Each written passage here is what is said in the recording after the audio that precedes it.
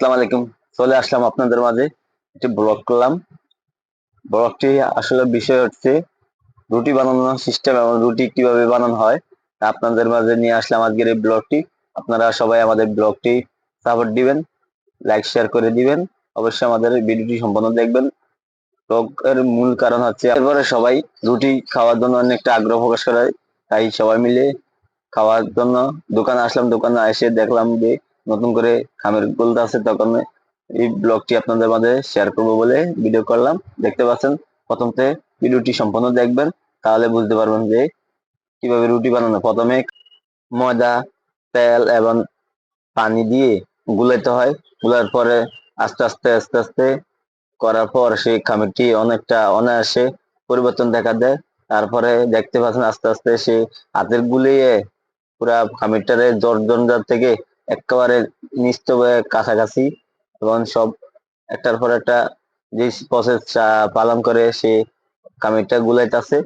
এই ভিডিওটি দেখতে পাচ্ছেন, সবাই এই ভিডিওটি সম্পূর্ণ দেখবেন, আমাদেরকে সাপোর্ট দিয়ে দেবেন। এই ভিডিওটির মাধ্যমে আপনারা নিজেরাও এই সিস্টেমটি করে নিয়ে খামির গুলাতে পারবেন। দেখতে পাচ্ছেন ময়দা গুলানো অনেকটা কঠিন, তা আমার কাকা একা অনায়াসে তা সহজে করে দিলেন। দেখতে পাচ্ছেন কি সুন্দরভাবে গুলিয়ে দিলেন।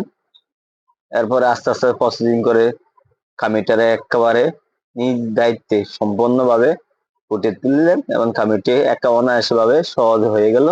দেখতে পাচ্ছেন কি সুন্দর, এবং কি তার প্রসেস সবকিছুতে নর্মাল ভাবে হয়ে গেল। এবং এরপরে কুচি গুনা শুরু করছে, তখন এই খামির দিয়ে একটা পর একটা প্রসেসিং করে রুটি যে নমুনা বানানোর জন্য যেই প্রসেস গুলো তা সে দায়িত্ব অনুযায়ী পালন করে। এরপরে